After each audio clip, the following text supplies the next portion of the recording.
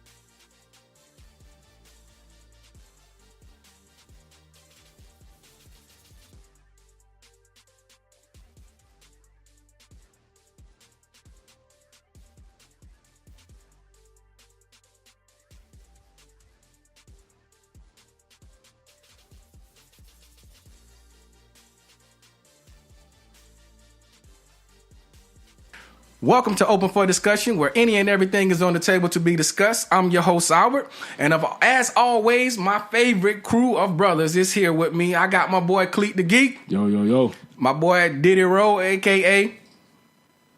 We ain't gonna say your government name, man. Appreciate that. But we will end up saying it during the show. How do we do that? Sucker fit. And as always, my boy G-Dub. Yo. Fellas, I'm going to jump straight out the gate this time. Usually I try to warm us up and get us into our conversation. But I feel like, based off of our previous show, when we discussed some of the societal things that's going on right now as far as gender equality, how you identify and the things of that nature, I stumbled onto something. I actually saw it on the news, and it piqued my interest because it really made me sit down and start thinking, how would I react, and what would it do? What would I do more so? What would I do in this situation? And what I ended up seeing on the news was something that they call drag queen story time. Wow. Now, that is exactly what it sounds like. It's where a drag queen goes to a public library and sits down and reads gender equality style type books to, your children, and just basically try to break down that barrier of understanding who they are and why they are. And my question that I pose to you is, how would you feel and what would your reaction be if that opportunity arose? Not necessarily, not even saying it's an opportunity. Just say that it's just a matter of time before it goes to the schools. I mean, we can pretty much say that as a whole right now, because the way society is leaning right now and with the way things are going, I mean, there's no reason that they shouldn't be,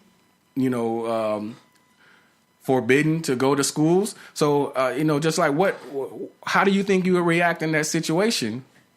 That particular group in society has been ostracized for years, especially as black men. We've always looked at that particular group of people where, the LGBT, the transgender has always been, in our society, looked at weirdly. But, as I've matured, I've started to just look at people as people. Whatever you decide to do in your life, that's your business. As long as you're a good person and you don't disrespect me or my family, I have no qualms with you. Right. But when it comes to your children, I think we all take a step back and we want to be protective of them. But in this situation, do they need to be protected?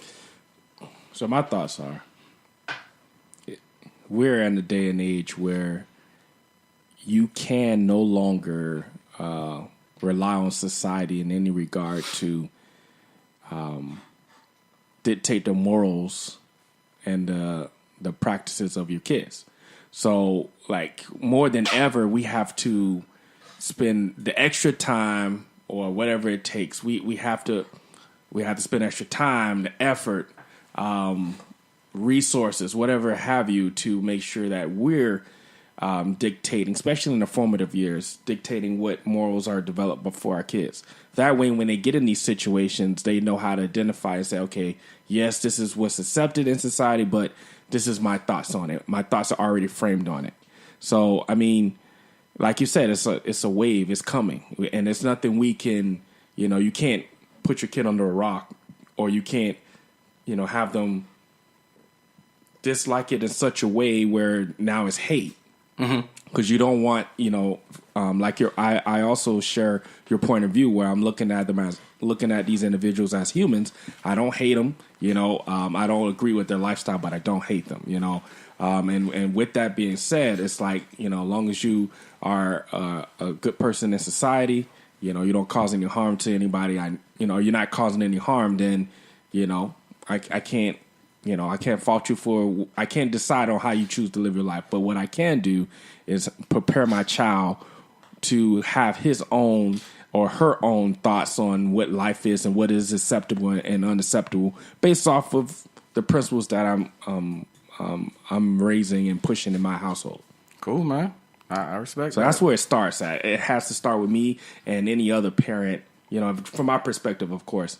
But you have to educate them and equip them so that when they're faced with these things, because you can't monitor everything. There's going to be, it's just getting worse. It's on TV, you know what I'm saying? Let alone, going to be in the school. So, yeah. Cool. Man, this is it's very tough because I think Brian said this before, that people who are trying to push for equal rights in marriage or same-sex marriage are riding the coattails of those of the civil rights movement. So it's challenging to say from just an altruistic standpoint that I believe in one, not the other. However, my moral compass is based on Scripture, right? And Scripture tells me that having a man identifies a woman identifies a man and man, all that great stuff is not what's pleasing in God's eyes. Now, God loves all of us, right? And He accepts us as we are. But because of that moral compass that I utilize with Scripture, I'm not going to put my kid, when I have the choice, in those type of environments that I feel can lead them astray from what ideologies and what beliefs that we have in our house. So I wouldn't be okay with it. I wouldn't be cool. Hey, can I go spend the night at Johnny's house? He's got 2 days.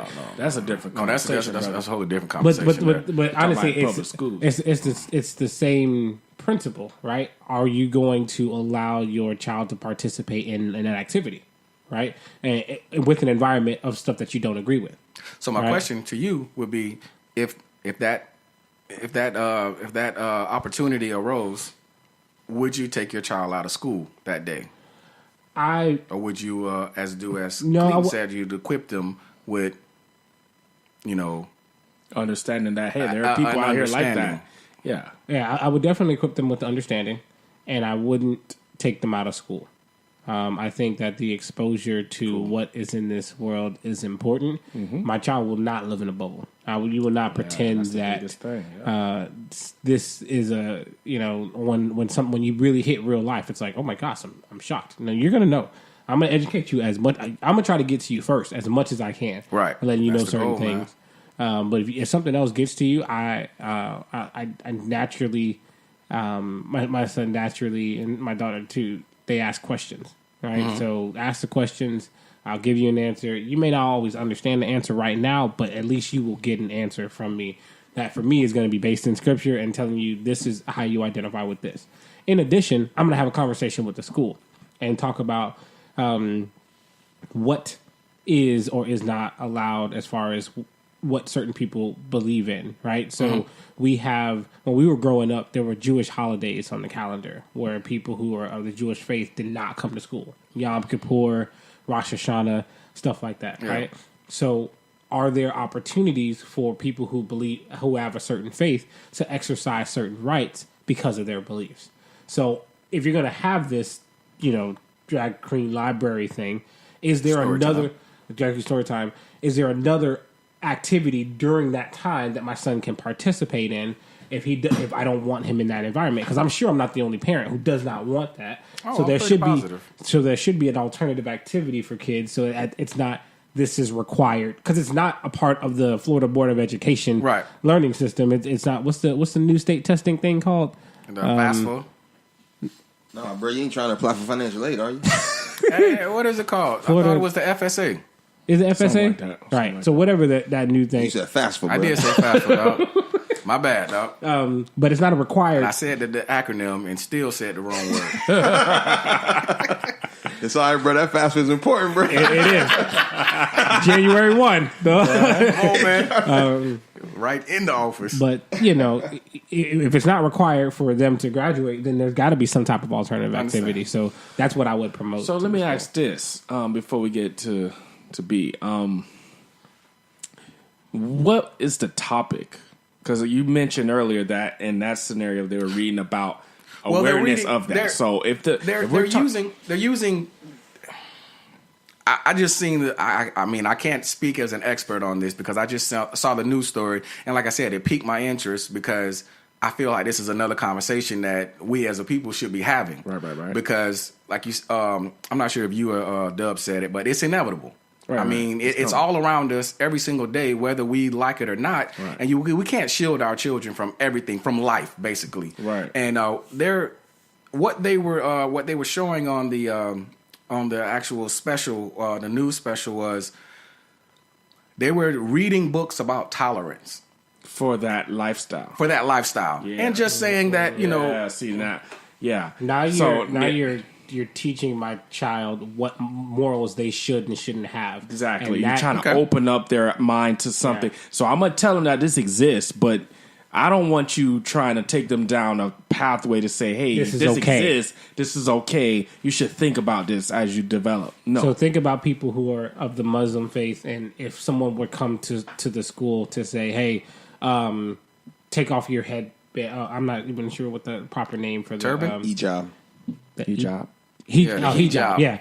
Remove your hijab because this needs to be accepted in America. It's like, no, I have the right to exercise my beliefs. You're not going to tell me that Correct. this is okay because this is a part of my belief. That changes the whole conversation. Yeah. If they're just reading Cinderella, whatever, you know what I mean? It's cool. That's your lifestyle. Hey, son, hey, daughter, this person exists. This is what they're doing, whatever. But if you're saying, hey, here's Spinderella, you know what I mean? Right. And it's like, nah, I'm straight. They're not going to school that day. If they can't do another activity, like, they're not, I'm taking them completely out. Appreciate your feedback, man. Yeah. I think what's important is the content and the context of what the person presenting is. Like if I thought initially you were saying it was in like a public library.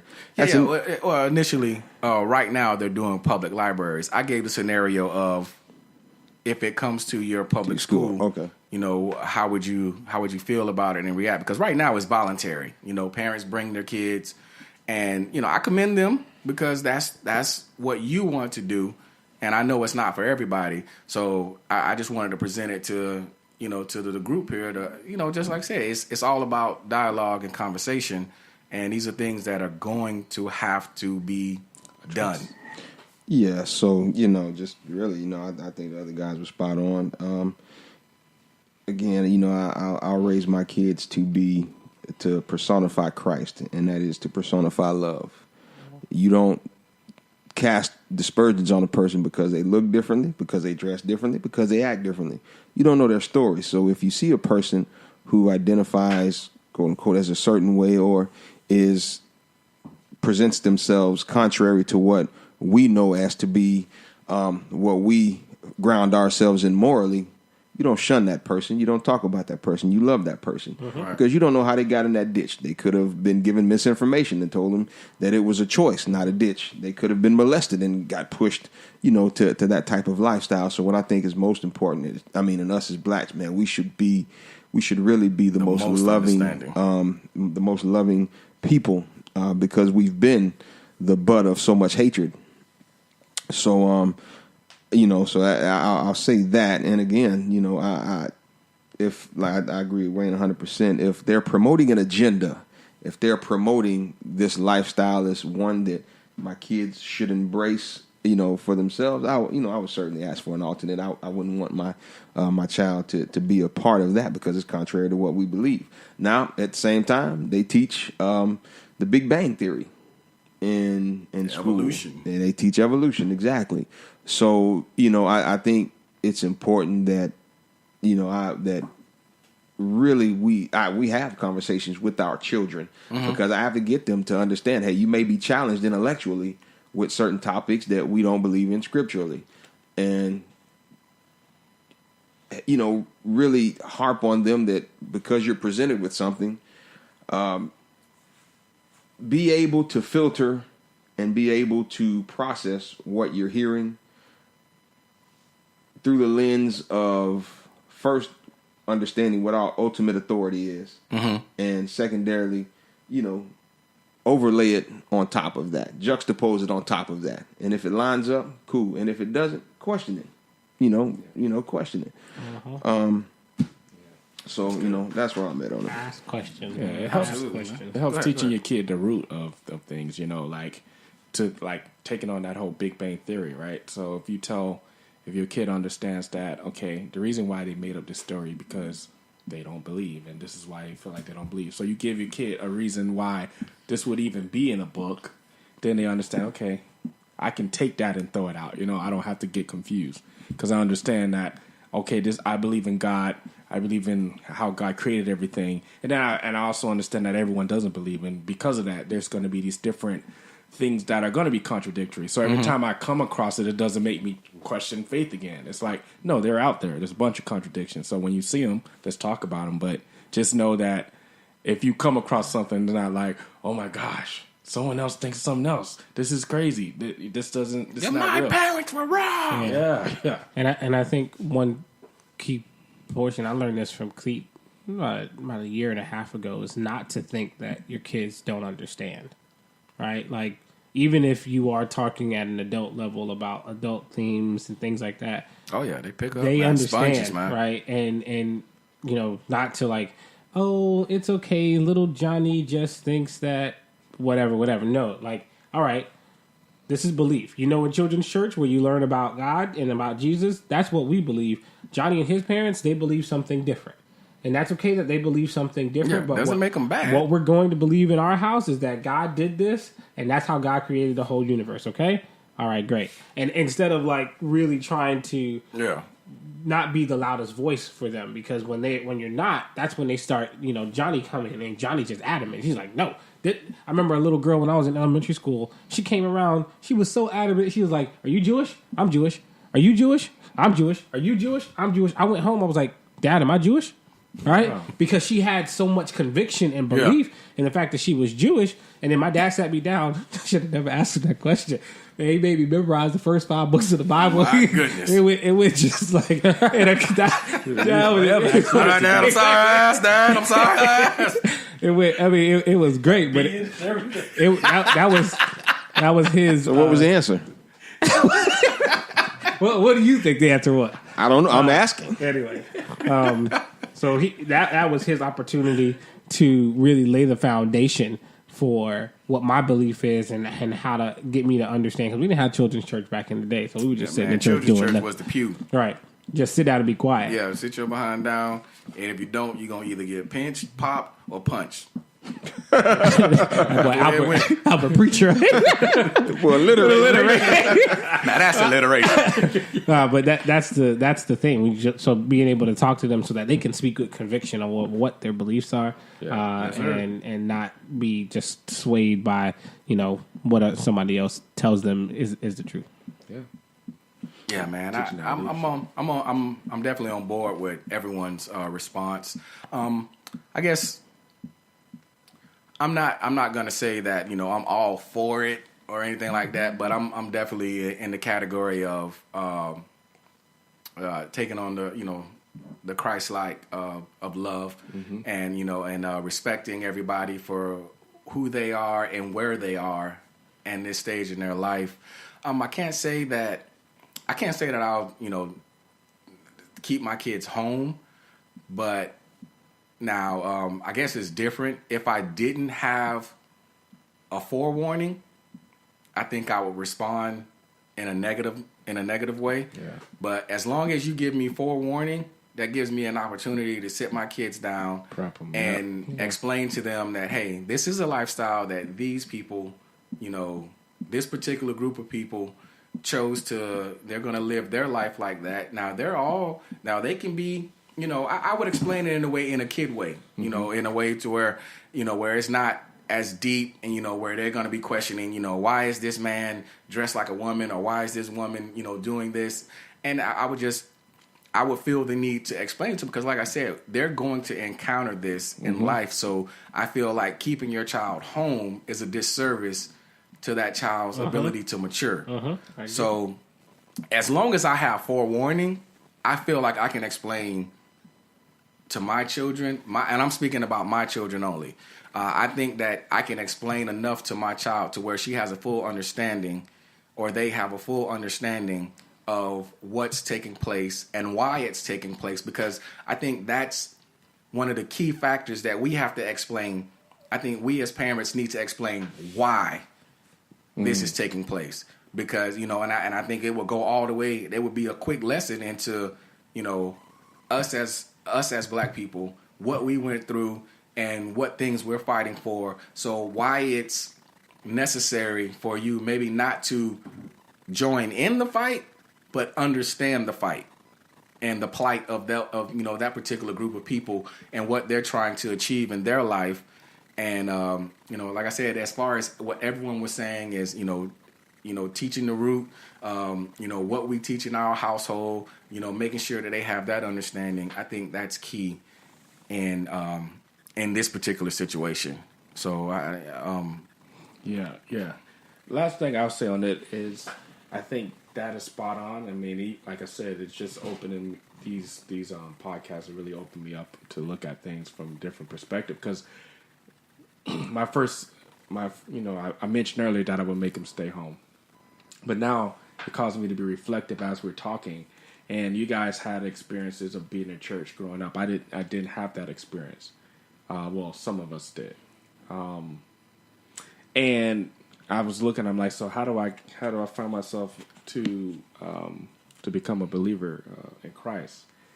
And I look back, and what I identified was, I was faced with Christianity. My parents identified as, my mom particularly identified as Christian, and then come to find out, I didn't realize till I was older, my older brother, which is my half brother, his dad and his father's side is Muslim, so I had a little bit of that influence, and then I kind of got into a little bit of that in high school, but when I got to 10th grade, what ultimately kind of drove me to Christianity was the lifestyles around me that I observed. So I had all of this information. I'm like, okay, here's what Muslims are doing. Here's what Catholics are doing. Here's what Christians are doing. But I see this uncle, his family, they're doing good. They're nice. This auntie, they're doing good. So on and so forth. Yeah. And that information allowed me to make my decision. So I think, coming full circle to this conversation, I think, yeah, we're going to be able to talk to them and prep them. But I think the biggest thing is going to be the lifestyle that we live before them. You know what I mean? And the lifestyle of the people that they interact with on a regular. So, if they go and they get exposed to these different, because we want them to get exposed to say, hey, This is out here, so they can face it and then see how it's going to affect their psyche. But what's going to truly reinforce that decision to stay on the right track is our lifestyle and the lifestyles of the people we put around them on a regular basis. That's reinforce that. So I think, that's going to be big. And it's just kind of showing me how I need to equip my kids. So I got a question. So what are your takes on gender equality? Well, I'll tell you, my take on gender equality is, again, I keep saying this, but I take on the Christ-like love. I may not agree with what you're doing and what you're standing for, but I understand your plight and I agree with you to, if that's the goal that you're trying to achieve, you do your thing. I will never hinder you, but as my life is in continuing in being a believer, there are certain things that I just can't jump in and fight with you for. You understand what I'm saying? As far as, you know, I mean, I'll use the LGBT, pride parades. I can't say that I'll ever be in a pride parade, right. But I commend those people for fighting for what they believe in, because we all have free will. And who am I to tell you that you shouldn't believe this way? I mean, I'm here and I'm told not to judge. Now, in my eyes, in the Bible, it says, certain things aren't supposed to be a certain way. But I'm also told not to judge. So I can't look at you as a group of people and say, y'all are all heathens, y'all going to hell and y'all doing it. It's like, listen, that's not my place. My place is to love. My place is to love. And again, as being black people, we were those same people that were marching, that were getting objects thrown at us, being spit at, and being, considered second-class citizens. So how can I look at myself in the mirror and say that, they shouldn't be allowed to do that, when the only way I'm able to speak to you over the air right now is because of those people that laid that groundwork? So is there a tipping point to where you become an advocate? So say in Charlottesville, if instead of that being motivated by race, what if that was motivated by gender discrimination? So if they were going to carry their tiki torches, look, we don't want transgendered people, we don't want cisgendered people, we don't want any of this, we don't want same-sex marriage, and we're going to march for it. And if we got to, we're going to get violent. Where do you stand? Do you go out and protest and say, hey, no, this is wrong? Or do you say, hey, look, I disagree with with the alt-right's tactics and their rhetoric, but I'll stand back and I'll continue to operate in love, but I ain't going out and marching, or I ain't coming to y'all defense. In that regard, is there a tipping point? That's a good question, man. I've for me personally, I can honestly say that I've never looked at it beyond a state of, hey, you do what you're going to do, and I respect that. So with being, just being put on the spot in this situation, as far as a tipping point, I think saying it again with a Jesus mindset when it comes to love, I think as a human being, I would have to stand up and say something.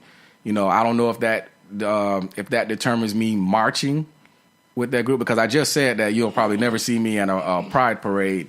But when it becomes violent, and it becomes an issue of, now you're violating that human being as an actual person. Yelling and screaming is one thing, and I can sit back and just say, it's happening. But that goes back to a previous conversation we had on another show of, do you think you'd step in to save someone?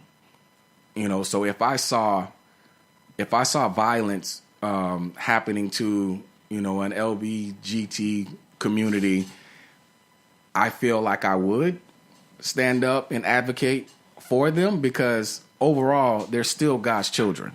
Mm-hmm. And if we're going to call ourselves believers, at some point, you may have a moral issue with what they're doing, mm-hmm. but overall, that's still God's child.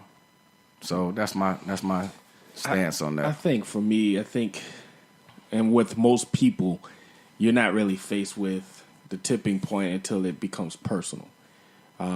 So I think, majority of the time it's going to be easier to say, oh yeah, I'm going to stand in love, and I'm not belittling anything anyone said about love, but yeah, of course, from a love standpoint, I don't want to see any harm to a human being. So, hey,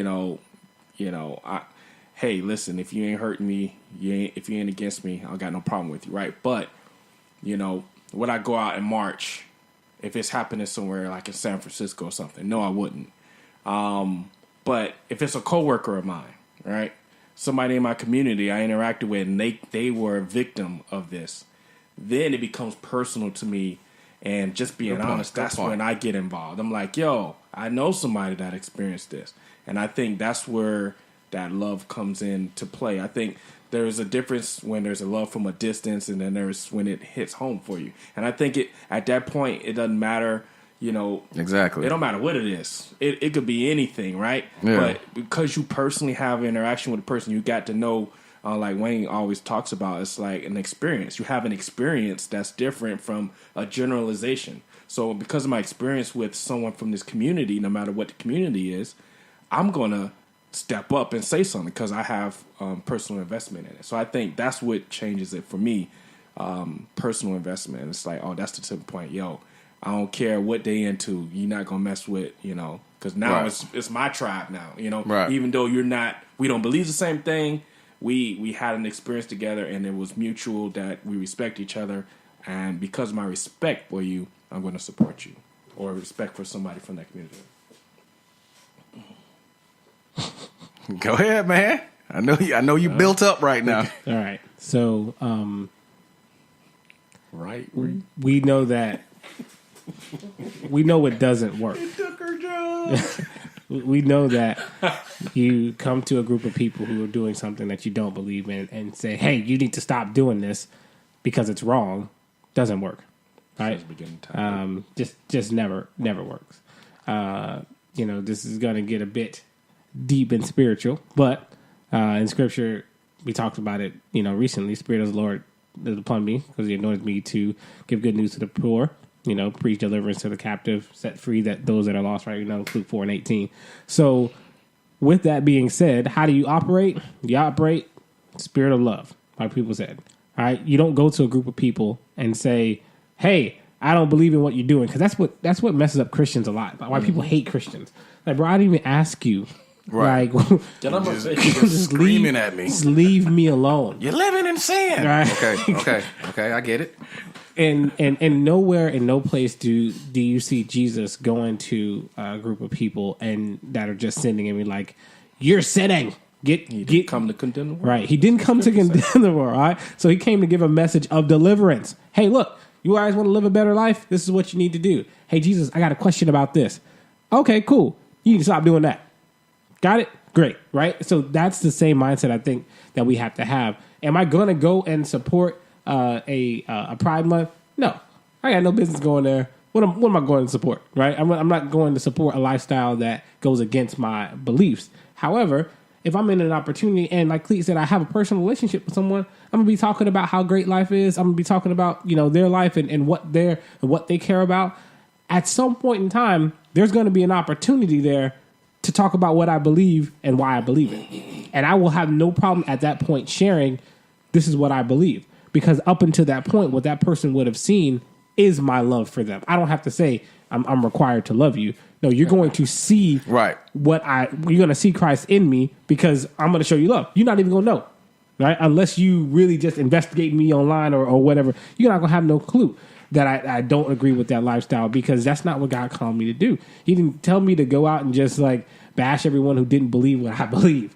All right, I believe this. This is the way. And think about it. It's the same with anybody who has any other beliefs, faith beliefs. Right? Can you not have a conversation with a Muslim without saying, "Hey, look." Right. Get saved. That ain't it, Listen, Doc. man, you need to open this Bible. You up. know what I mean? Put that Quran down now. So I would never do something like that. So in the same light, I'm gonna don't get me wrong. Don't ask the question if you don't want the answer. Exactly. Because the answer is going to be clear and distinct. This is what I believe. But go ahead. So the question is, what's the tipping point that you would? Is there a tipping point for you? Tipping Same point to say that I would do what? Like support? Advocate. Advocate or help or Step in. or step in. Advocate, help, step in if that person is being violated in their organic right to choose. Right? That's what God gives us. He gives us a free will to choose. If someone is saying that this person doesn't have the right to choose, well, I'm standing up for that. Because you don't have the right to tell them that they can't choose. Okay. Right? Okay. Right? Because the free will is just that. Now, again, well, when we were growing up at church, it was like, don't do this, don't do that. Oh, it was basically we did what's that. her name? Bobby Boucher, mama. Yeah, exactly. Everything is the devil. Everything is the devil, mama. Well, what did that cause us to do? Well, we wanted to experience the devil, right? absolutely. So understanding that methodology doesn't work, we had to take a new mindset. Okay, great. You can choose, right? This is within your right to choose. I will never ever impede your right to choose. Yeah. Right? However, I'm gonna make you understand why mine is so much better. this is what I'm saying. Yeah. So, and I'm not going to do it in a pushy way. I'm not going to come over and beat you over the head with Bible and Scripture. I am going to love you in my actions to say, look, we cool. I got friends right now who if they knew, they posted on Facebook. If you don't agree with my right, my choice, well, we can't ever be friends again. They don't know. I don't agree because I'm not coming across. Hey, I don't agree with your lifestyle. What's the point?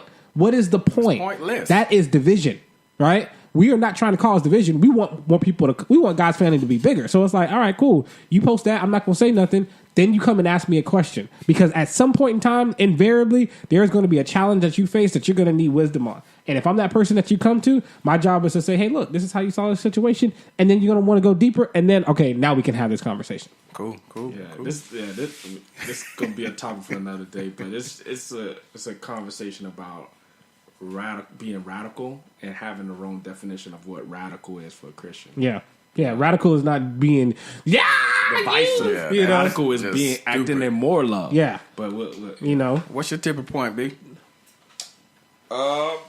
There is no tipping point for me. I believe in humanity. Same thing that I said, but yeah. Yeah. I operate from a place of empathy and a place of love and a place of solidarity for brothers. And I believe that regardless of race, gender, creed, there is a kinship that we're all came from the Creator. We all came from God. And so, again, there is no tipping point. I believe in injustice anywhere is a threat to justice everywhere. Mm-hmm. So the same way that they could enact injustices and legislate against gender, which they've done the same to race. And so again, the reason I ask is I think these are issues that we'll have to face in the coming days, months, We're years. going to face them. It's inevitable. And so, there's no tipping point, man. I'm a brother of mankind. So that's me. That was a good question, man. yeah. I appreciate it. You got something? You got something you want to ask? I was going to ask a question, but Go ahead, man. it takes us off topic, so I don't want to mess with your Look agenda. at his face. Go ahead, man. Get it. Okay, so in the light of tipping points, right? There was a recent request of the President of the United States to gather together a group of black preachers from across the world. Not across the world, but across the United Let's States. be clear. It was urban preachers. Okay. Is that urban preachers? Urban preachers. Urban. Is that Okay. a tweet? This is another tweet or No, what is no. that? This was like a public invitation from the White House Yeah. Okay. to come and sit down and discuss prison reform, This is how it was classified. right? Prison reform. Okay. So now, while they were there were some preachers who decided to give some comments. They were, in favor of the president, and they were Pastor saying Daryl things. Scott. And, Go ahead. and they stated that this quote is the most pro-black president that we will ever have. Right? Ever have? That we've had in our lifetime, right? Now, with that being said, there were other pastors there, some of which I respect, right, who were at that table and were discussing prison reform. However, the black community of preachers completely decimated. Like they called them Uncle Toms, they called them props, they called them all types of names for going to this meeting. So my question is, were these were these gentlemen, these pastors, were they correct in going to now the outcome up until this point has been, it was stated that the president is now open to hearing different things on prison reform. Not that anything has changed, Okay. but that he's open to hearing things now after the meeting with these pastors. So, question is was them going just a political prop, right? Or if they were invited, should they have gone even though they were going to be ostracized the way they were? I think with every change, there's always, or any step of leadership or any innovative move or anything, there's always going to be persecution involved. So you got to be okay with that. So they're going to, honestly, it don't matter who the president was. I mean, I think it's more polarizing because of this president, but there's always going to be people, there's going to be a group of people that loves it, a group of people that hate it. It's really, it's just, you don't know the end game of this guy being 45. You don't know the end game of where this goes down the line. And honestly, every time I think about his presidency, I think about House of Cards. Frank Underwood. I'm telling you, dude. Frank Underwood. I'm telling you. I'm like, okay, who are you? Who are you? Man, y'all giving him too much intellectual credit. No, bro. He's smarter than you think, man. I'm No, trying to not. tell you. He's This not dude- big smart. He's not big. He's not big dumb. bigly smart. This dude got a couple of moves down the line, man, or at least his people do. You know what I mean? And so it's like, I would say this is an effective meeting if some results happen out of it, right? But I don't know yet. I don't know where this is going. I don't know what the agenda is, so I can't really speak on it. I can't say it's dumb yet. Right now, it appears to be.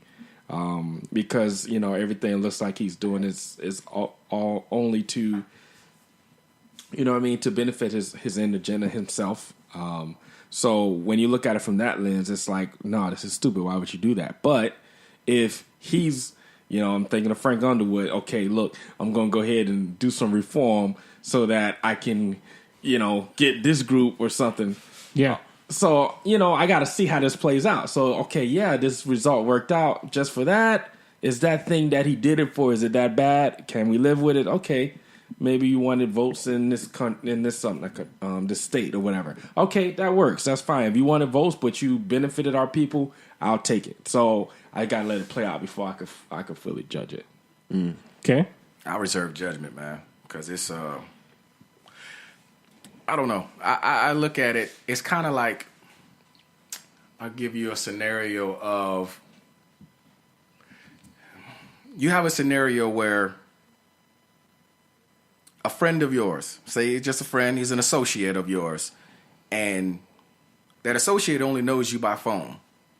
But that associate comes out and he just keeps constantly saying, I can't stand black people. They, we made sure that black people couldn't come into our neighborhoods. We did everything we could, and yeah, they sued us, but everybody did. That's what everybody did, and I don't really care for them. And then you invite all of your black friends to go meet with this associate for the first time, even though you've never met him, and they're all sitting around in a round table trying to give him advice. I would look at them and be like, you guys are idiots. Even though you don't know you're idiots because this person has no respect for you. And and I feel like it's, and when I using that analogy, I take it and say that other pastors should have held these pastors accountable, even though they're coming at them now and they're angry. And it's like, okay, what is your end game? Okay, what is the goal of going here? Is it just to be on TV? Is it just to all of a sudden now you're going to try to get white donors to come to your church and support your ministry? Or is it actually a goal to actually help and create a prison reform that works? So it just, I don't know, man. It upsets me because this is a person who has, blatantly said that he had no care for black people. and I mean it's out there. Yeah. I mean it's been reported. It's not people are saying no. It's you. So to see, I don't know, man. That's why I say I'll reserve judgment because if something good does come out of it, kudos to you.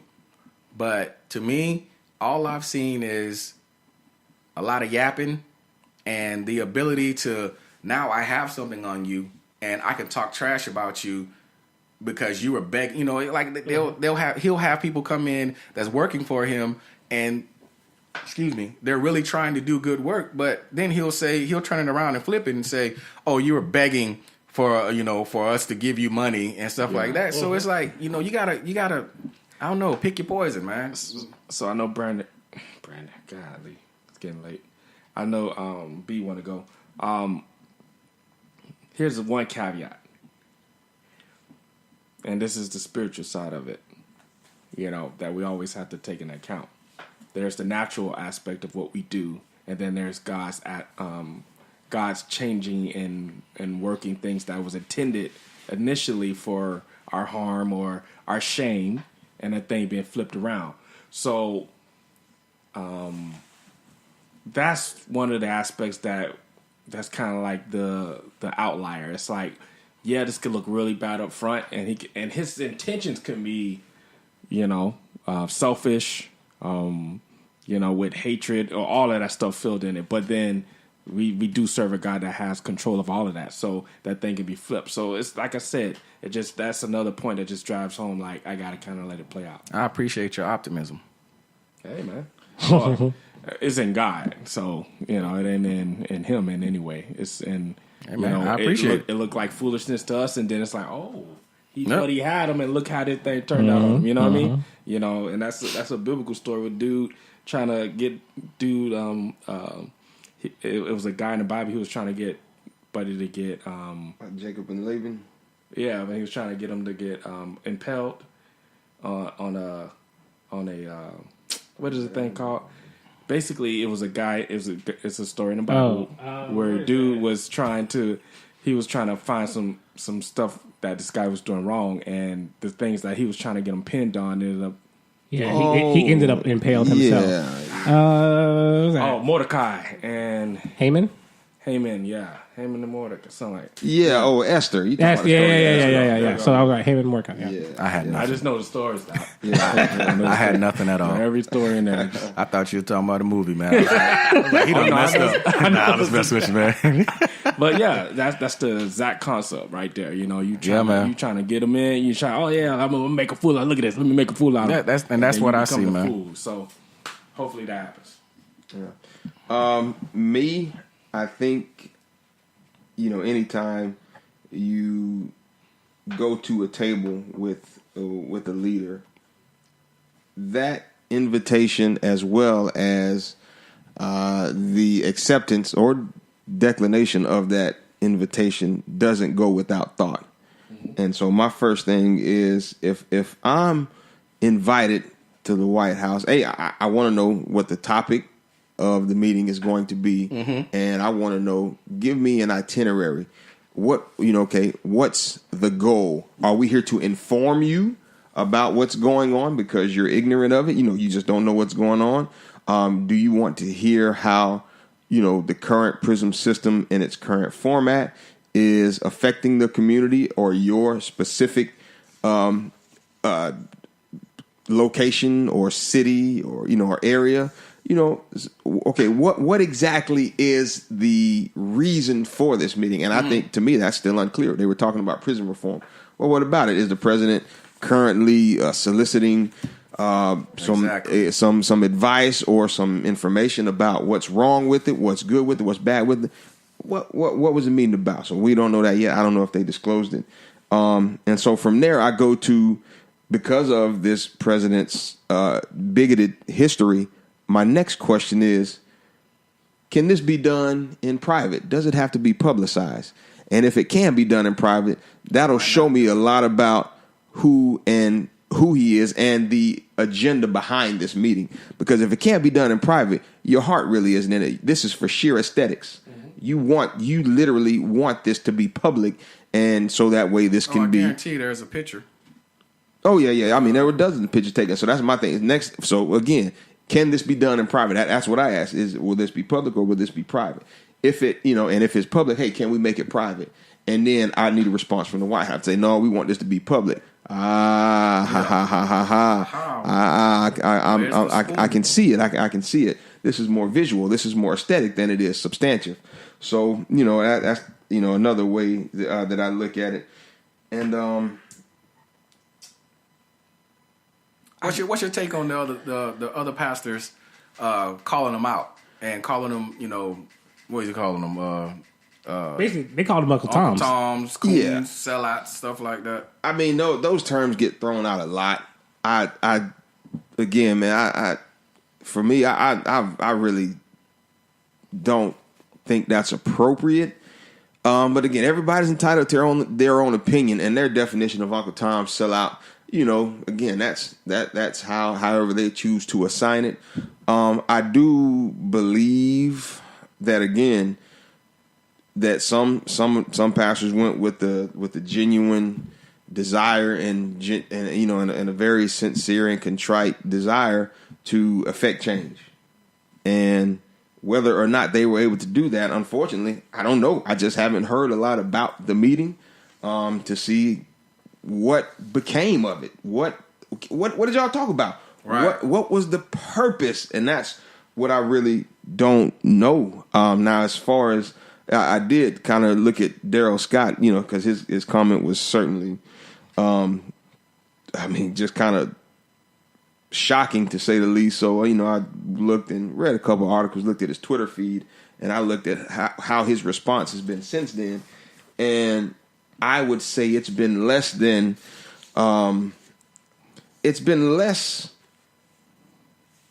what I would expect of a pastor. And even less than of a Christian. Give the audience some little background on what he talked about. Who that? Daryl Scott? Yeah. Oh, his comments were Wayne said that he's been like the most pro-black, that Trump has been the most pro-black president that we've had in our lifetime. So I just kind of went to see because I knew he was getting backlash. You heard all about it. So they had some of his Twitter articles up, and I went and read a couple of them, and I'm like, to personify Christ in the face of backlash or in the face of ridicule, Christ didn't respond. I looked at Daryl Scott's responses to the criticism, and he's in essence rebounding what's coming his way. He's responding like the people who are bashing him. He's literally soliciting and enacting the same responses. Like, where was the humility? Where was the contrition? Where was the personification of what you're supposed to be in exemplifying Christ? Right. I haven't seen it. Not to say it hasn't come, but from the stuff I read, I'm like, evil communication corrupts good manners. And instead of you influencing Trump, Trump's influencing you. Why are you responding like this? I'm like, yo, what? So to me, I think it was very telling of the character of some of them. Like, I mean, I like John Gray. That's just I appreciate his response. Look, my wife told me I shouldn't have went, but he said I prayed, and God told me if you want me in the room, go. That's all I need to hear. I trust him. I know he hears from God, and God told that man that you will never hear me bash someone. Never. Especially a person who I've watched and have had interaction with such as John Gray. When he says that, I know he ain't lying on God. Hey, brother, go. So again, that's why I say I'm not too forthright in casting any dispersions. That's really the biggest thing. I would like to know more. Again, I think Daryl Scott was his comment was outlandish. Beyond. But again, what more disappoints me is his response since then. That's me. Yeah. All right. Ready for this? I hope so. First thing. Pharaoh. All right? Platform. Moses, go talk to Pharaoh. Release your people. What did the children of Israel do to Moses? You don't speak for us. Why are you going there? They blasted him in scripture for going to talk to Pharaoh, who was, let's see, President Trump, oppressor, Pharaoh, oppressor. Let's do a gauge, right, over which one was worse. But God told Moses to go talk to Pharaoh. In the Bible, there are several times where we'll see God talk to a person to go speak to an oppressive leader, right, on behalf of his people. And yet we read the Bible and the people are always like, what are you doing? Stop doing that. Why would you do that? We're just fine where we are. Just leave us alone. But God doesn't want us to stay in this state. Go help us. Exactly. So he sends someone who will be bold enough to listen to the response and go in front of someone else who can be perceived to be an oppressor to say, okay, well, this is how we start change. I think too many times we are looking from the outside saying, you're not going to do nothing. He is going to use you as a prop, as if your job in that moment is to solve every problem, right? There's no other alternative. No, you can't be watering, you can't be planting, and the increase can't come later on. You got to change everything right here today in this meeting, or you're not going to talk. Because this man has come out and said X, Y, and Z. There is nothing else ever that's going to ever change his mind until the end of his presidency. Never can he change. Pharaoh? Okay, just take your people, go. Just go, right? So if I appreciate people who, I believe those people who go to things like this and they know they're going to get crucified are the real leaders in our society, because the majority or the mentality of the many will be like, nah, what in the world are you doing? Him nothing. I'm not doing, I wouldn't, if he was on fire, I wouldn't, it's like, that's the mentality. And again, we go back to our last conversation. Yeah, that's love, right? No, that's not. Yeah. Oh, there's not a scripture that says love your enemies. No, that's not what we do. We just say, nah, you gonna talk about me, so you just stay over there. Okay? I'm just gonna wait it out until you're done. So that was my biggest issue, because it was like, all right, look, he went, you didn't want him to go. Now, of course, Pastor Darrell Scott saying the vote pro-black president, everyone's entitled to an opinion. Sir, I believe your opinion is entirely wrong, but that's just what I believe, right? Right. But everyone else who went with the intention of discussing policies for prison reform, to get his, even if it was an optics pitch, even if the meeting was set up, this is about optics, one thing could have been said by one person that provides a seed in his mind to change something, to change his character. Like, I mean, don't get me wrong, we pray for our president, but his character isn't right now morally what we believe it should be, right? Yeah. We would want him to identify better as a believer, because he's identified himself as a believer. He stands with a lot of Christians in our society, to really start to more exemplify the walk of Christ, right? Or a person who's after Christ. But he's not. But that doesn't mean that he is never in a position to change. Right. And here's the thing, just to add to that, I mean, it goes back to what B just said about John Gray. It's like a lot of these pastors are not taking into account the impartation of spirituality into this guy's presence. So even if you don't say anything, if you believe you're anointed and you're spiritual, then there's a spiritual transaction that happens when you come into an atmosphere. So he could be walking around just as dumb as a box of rocks, and then now you come into his atmosphere. You don't even have to say anything if you believe in your God enough to realize that, hey, I just made change just for my mere presence here. In the scripture, King was upset. What did he do? David, come play the harp. King wasn't upset no more, right? Like literally that presence caused his mood to change, right? Yeah. So it's like, okay, cool. Now you understand that. Now, on to the other side, right? And I really have been praying about this for the last couple of days. The pastors that came out, definitely want to pray for him, and who talked about John Gray, because the scripture is clear. Use such a one in the spirit of meekness, restore someone, even if you feel like that person is wrong. Right. Don't come out on Facebook Live and tear them down. Like, how is that helping? Where have I been? Anything? Like, just to Jamal Bryant. Just to no come out and say, this is how I feel, X, Y, and Z, yada, yada, yada. How does that help anybody? Crabs in a bucket. How does that help anybody? So he ain't demand no more. So he gonna hate on John Gray. So What I'm saying is like, They're look, not taking this is- Diddy Rose mentality on crabs in the bucket either. right. It's just like, look, you can't. I'm not there, or whatever the methodology is. You even if you are the spiritual one, you feel like someone's caught in a fault. Scripture says, "Restore them in the spirit of meekness." Right? Hey, bro, look, man, I ain't really like what you did, man. I don't think it was right. But let's find out how we that's a can. private conversation. We can. It's a private conversation. How can we restore this, man? How can we make this right? Not all right. Hold on. Let me. Hey, y'all. Hold on. Yeah. Y'all get people up in Y'all, here. I'm on. Y'all, I'm in. I'm here. Y'all can come in. Tell a friend. Tell a family member. I'm here because I got to express how I feel. Whoa. social media is- And that is the dangerous part of why people leave. pariah, man. That's why people they don't like believers. It's like, bro, y'all Telling y'all each other up like that. Come on. y'all out there in the streets just like us. Why we need to come to you? Especially even if they were wrong, even if you feel they were wrong, it's not the way to do it. Right. So that's my thought. Number one, look, somebody spiritual got to be in the room with this dude to be able to change at some point. I accept and it. two, if you feel like somebody's wrong, do not go after them publicly. Talk to them privately. Yeah, I agree with a lot of what you said.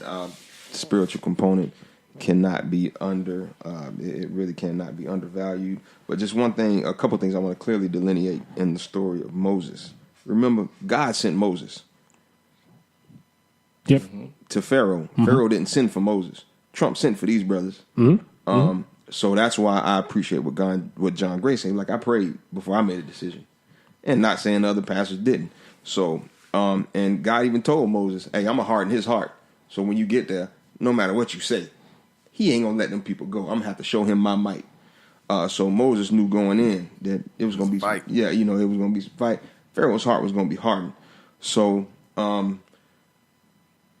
understanding that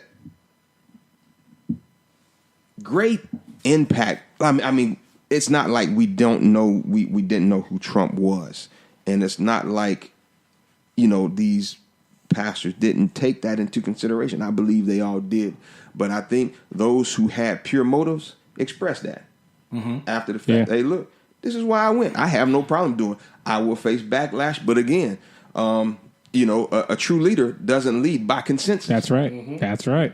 He leads by conviction. Yeah. And you willing to throw shade at him after the fact comes with the territory. I'm a leader. This is why I did it. I could have done it differently. Like I said, my first thing, I would ask for it to be private. That way I could have gained insight into your intentions of the meeting. Yeah. Because you probably, I don't know whether or not he just wanted it for aesthetics, but that would have been my first one. I'm like, okay, can we do this privately? And he said, why you want to do it privately? Because I just want to make sure that we're all on the same page. I want to know your clear motives. Yeah, and again, so a lot of ways to go about it. Yeah, and I did see the aftermath of it. Clearly was, I was like, boy, this is just some pure garbage, like pure garbage. It's worse than the world, man. You're supposed to be preaching against that. Yeah, so yeah, man, this is Unity is the commanded blessing. yep. Absolutely. Great convo, fellas, man. And that's why I love the direction that the show goes, man, and where we're going, because conversations like these are very necessary. And it just seems like we just keep hitting on good topic after good topic. And, there's no pat on either one of our backs. It's just the world that we live in. And these things need to be brought out and they need to be talked about. As far as, that conversation, man, I ain't going to let us end on such a heavy note. I'm going to just go through this quick list, kind of see where we are as, a group of men. See where you stand and see how many of these things that you are qualified to do or already are capable of. And it's a list of things that you should be able to do at the age we're at right now. I'm in my 30s, and I think everybody here is in their 30s. Yep. So I'm going to just start with number one. Hold on, bro. Before you get started, bro, I don't appreciate the way you attributing these stereotypes, talking about what somebody should be able to do, bro. Oh, no, we going to find out. Bro, everybody's levels are different, bro. So I'm gonna just say that, bro. Don't Listen, man. stereotyping. I always say get on my level. Okay. So Number one. Now, just what I mean, we'll speak on it a little bit. If what I mean, if it's something that you can't do, don't be ashamed. We will pick at you, but number one, are you able? A man should be able to cook a steak. I could cook a steak now. Will it be good? That's another question. That's a yes. Right. That's a yes. Cook it. I can cook it, bro. Will it be? Well, that was the weirdest dap ever. Right on, buddy. Was your Popeye? Hey, bro, I'm trying to be one with you, bro. Hey, man. Number two, how to do simple maintenance. Wait, so was everybody supposed to answer that? What's going on? He just doing this to you, bro. He's Well, questioning your I masculinity. know Brian can cook, man, and I showed Wayne how to cook a steak, man.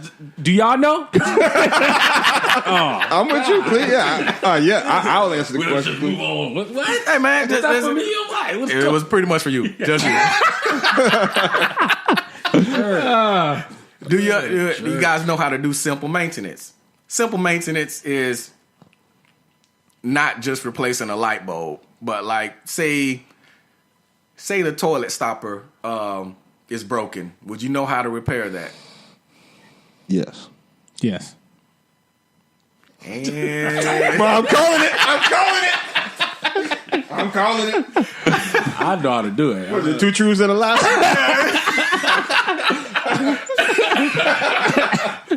Squeak, would you know how to Brother, do you it? don't stop lying. Would you know how to do it? Yeah, my Wayne don't know how to do it. See, what you fail to understand Oh my god. is the several times over the past few years that we've had that challenge, and I've actually had to do it.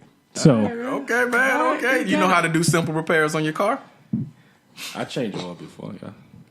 I changed oil. That guy's a liar.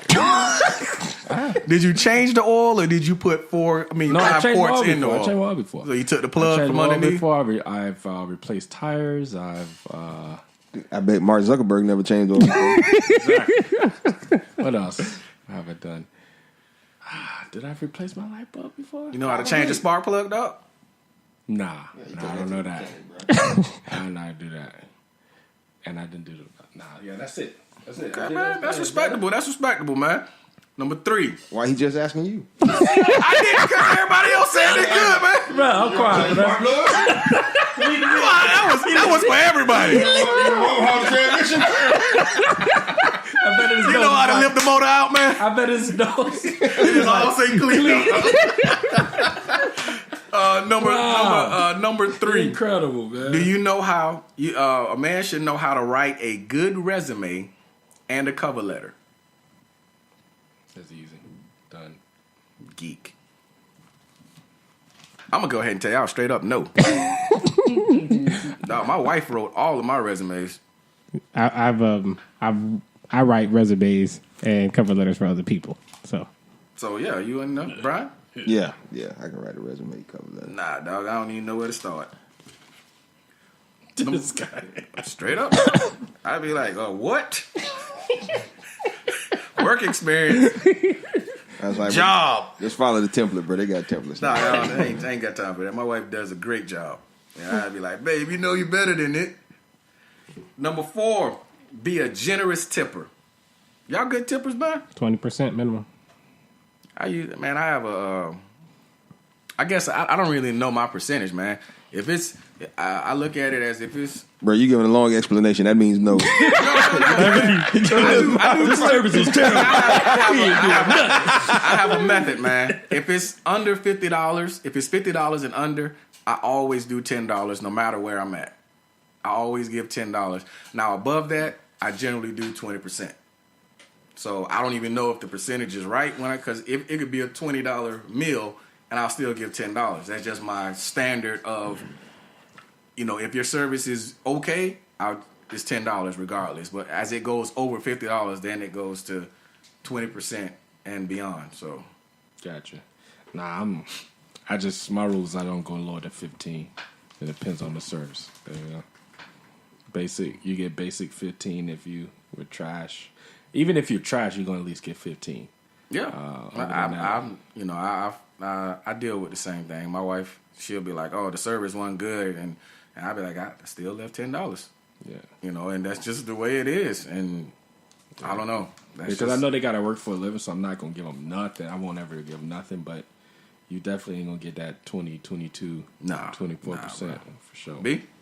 Yeah, no, I'm a generous tipper, but I'm also very informative. If it was subpar service, I'm gonna write you a note right on the receipt. So you one of them jerks. Yeah, and I'm gonna give you, and I'm gonna tell you, I typically tip 30-40%, but your service, I'm gonna let you know exactly what you did wrong. You like could have got a better tip today. My wife be like, "Oh my God, you writing the book?" Like, hey, I want them to know. Like we were in the steakhouse. I'm like, "Yo, you had hair on my food. They didn't comp me my appetizer. You didn't get the managers to come by, and you didn't check to see if it was all right. My appetizer ended up coming out same time as my dinner." I was like, "Oh," and I wrote all that down. Hey, this is how you improve on it. So next learn time, a lot with dialogue. yeah, That is a trip, man. This is good. Be able to drive a stick shift. Why? That's why they made automatic. So what you're saying is you That's can't what drive a they made stick automatics shift. for. good question, bro. That's what they made automatic for. Answer the question, sir. I said why? Why did you need it? Why you Can you we or racing? can We racing somewhere? Hey, put the spotlight in his face. Well, I promise these questions are Dub, you can drive. You can drive drive a a stick stick shift. shift. You can drive a stick, B. Yeah. Oh yeah, my first truck was a stick, man. Chevrolet S10, 1988, baby. Lucille, Cleat. white with gray. I'm not answering. To be honest, I learned in college, but I learned. Man, I learned by jumping in my homeboy truck and just taking it, and I grind the mess out of that clutch. But we made it work. Let's go with number 6. Be able to cook a signature dish. No comment. Dang, dog. I thought you had something there, man. I thought you knew how to. I told you how to cook the chicken and do the rice, man, and do some vegetables. No comment. Doug, what would your signature dish be right now at this stage in your life? Signature dish? You have to ask my wife. Signature meaning if you go to the store and it's just like, look, I gotta cook something. I know it's gonna be good. This is what I'm gonna make, and I know how to do it without reading any recipes or anything like that. This is what I know how to cook. without reading like the one that's just on top of my mind that I could just do.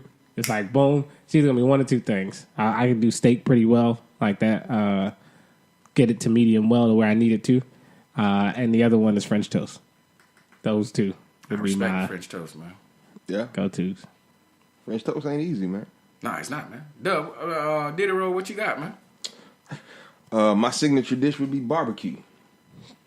I would be the same, man. Yeah. I would have to say the same. See, I can't do all barbecue. I got ribs and steak. That's it. I can't say. I barbecued to the point where my wife got tired of barbecue.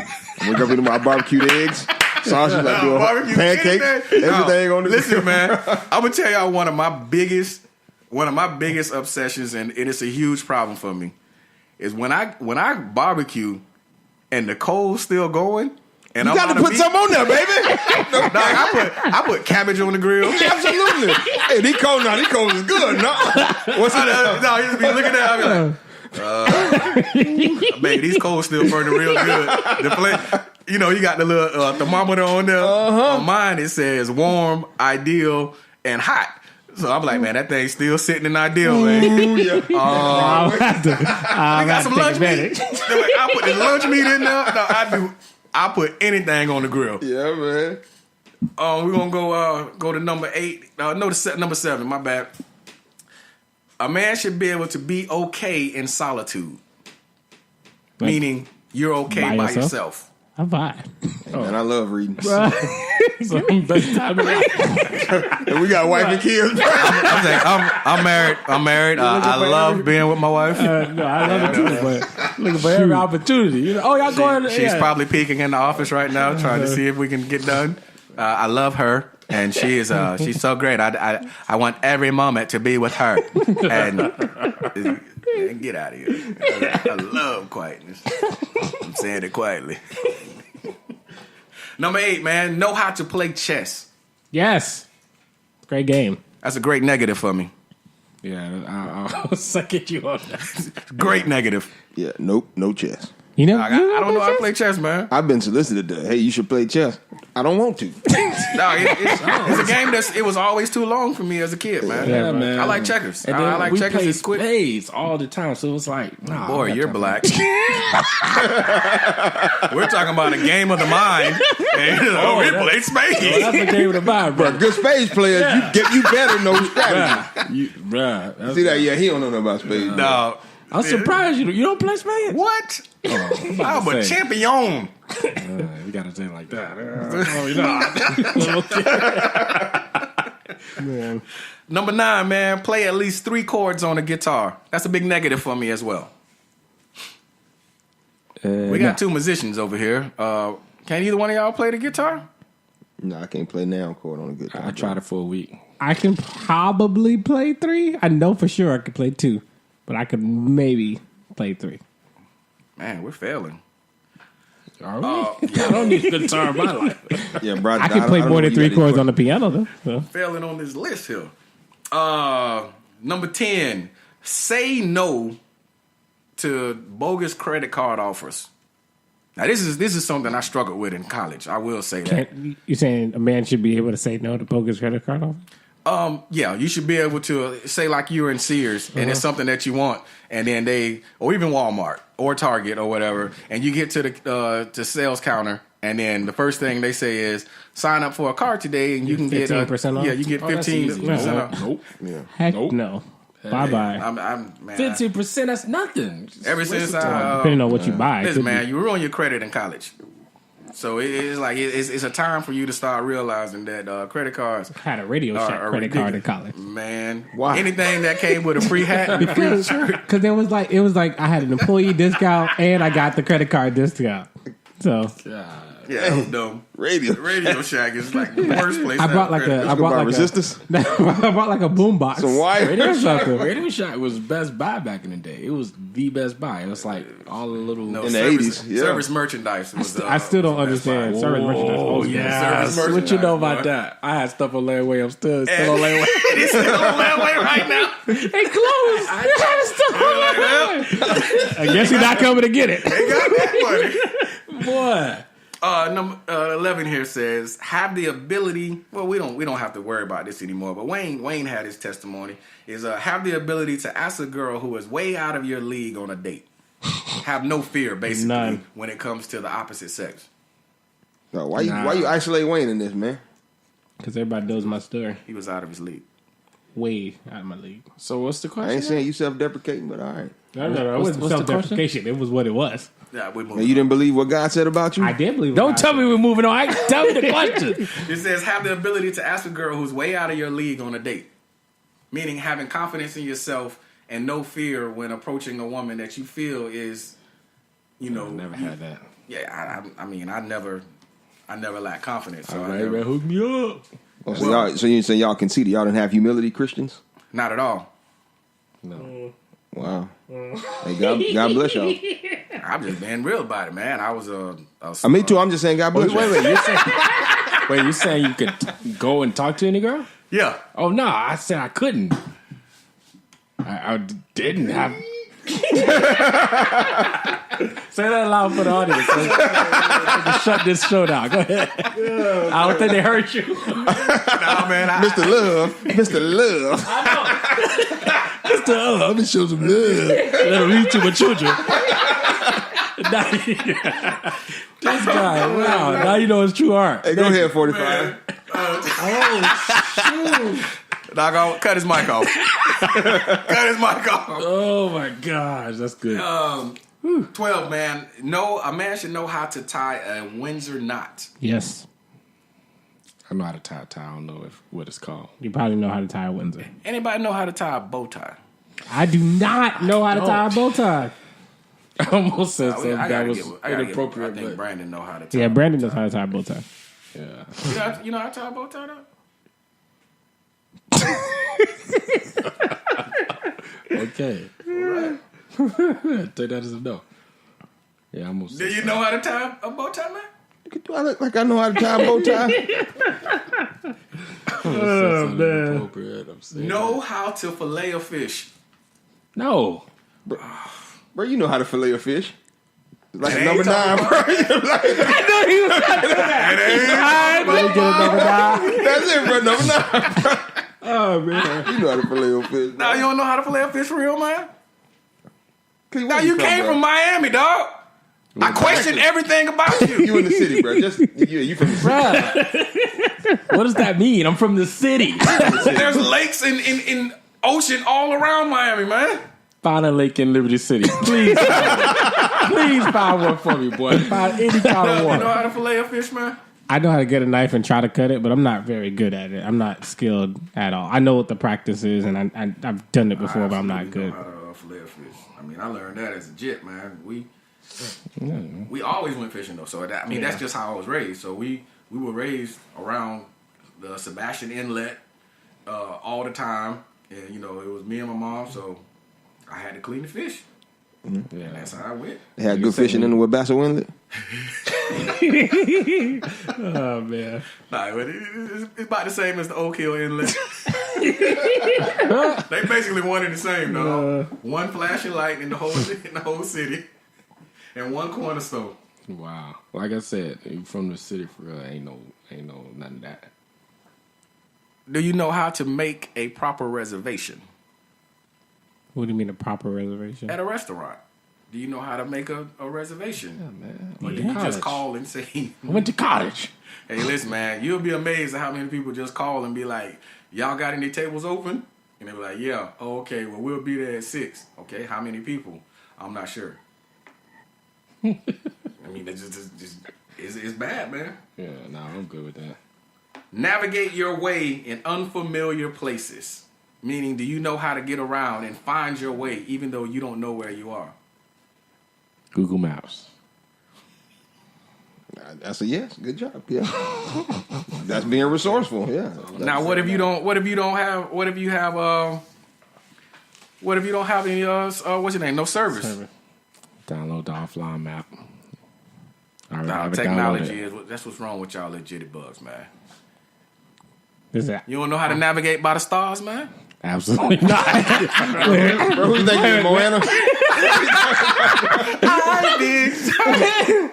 Nah, I was just about to say This island. I know how to navigate without a map, but I don't use the stars to help me Not navigate. at all, man. I run into everybody. Right, well, man. Also says to be able to give a good compliment. Meaning that you're secure enough in yourself. Like, I would definitely say growing up as a young boy in my household, it wasn't common for men to compliment other men. Like on how they wear them jeans. That's pretty lame. That was on Dumb and Dumber, bro. That's the first compliment that I ever saw. That is hilarious. But and, you know what I mean, just like growing up, you know, like nowadays you hear people when they're just like, you know, they'll be like, you know, that's a very good looking man. You know, he's classically handsome or something like that, and it's like, you know, that's not The way we did. yeah, that's not how I was raised. But you know, as we've evolved and matured as adults, you know, are you able to give a compliment, whether it's to a man or to a woman? Awkward conversation. It's not awkward, dog. You're making it awkward. No. In all seriousness, I think like, and I, in my, bro, the beginning of this conversation and the end of this conversation is really contradictory. I'm telling you. You don't mean anything you said, God. So what I was gonna say, I think black men, they found ways to say it without it sounding, you know, how suspect. So they're like, boy, that was Shaw. Stuff like that, you know what I mean? So I learned that from my grandmother. Roger that, my uncle, man. and stuff like that. That's certain ways good to say turnaround. it. Good turnaround. Yeah. Dub, Somebody Brian, else, I know thank y'all you. being real quiet right now, man. It's okay. Release. Well, in the context of that you were speaking to complimenting, no, I'm not comfortable with that. But I can compliment a person who's got on some nice shoes, shirt, jacket, or who just gave a great oration or anything like that. Yeah, I have no problem, man. Solidarity again, man. I love building people up. Yeah, I got no problem giving compliments. It's all right, man.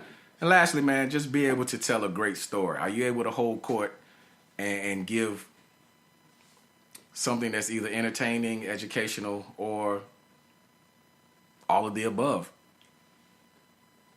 I think we all pretty much exemplify that. We've got tons and tons of stories, and sometimes we have to hold ourselves back from continuing. Yeah. If if we weren't good at doing that, this podcast would be very, very boring. Pretty much. There's nothing to say. So in essence, what he's trying to say, you ask him dumb questions. So you could have saved that last one. We wouldn't be doing this. Hey, bro. That's pretty Listen, cool, man, bro. I appreciate it, man. We lighten this thing on up, man, after we spoke about something very serious in the beginning. And overall, man, laughter does the body good, man. So, No, bro, that's milk. nah, man, I'm taking all of it and putting it together, man. I'm mashing it. Oh man. You heard mashups, man? I'm mashing it. Milk, it don't do my body good, man. You lactose? Nah, I'm not lactose, man. It's just delicious. And I end up drinking too much. I make too many big bowls of cereal. Oh, wow. And then my stomach started hurting, man. It's going out of control right now. All right. Okay, look at the time. They still drink cow's milk? Straight up, dog. Okay, disgusting, how do we man. end this way? Listen, man, I'm not drinking a nut. Okay. All right, and What are you doing? this is your boy. It's your boy T-Dog signing out. I'll holler at y'all. We go get kicked out like Alex Jones. Get kicked out of Apple, man. Hey. Yeah, man. Oh, man. First Alex Jones, next Burt. Man, we just having fun in here. We appreciate y'all listening. From me, Albert, my boy Cleet the Geek, Diddy Rowe, a.k.a. Brian, and my boy G-Dub. We out.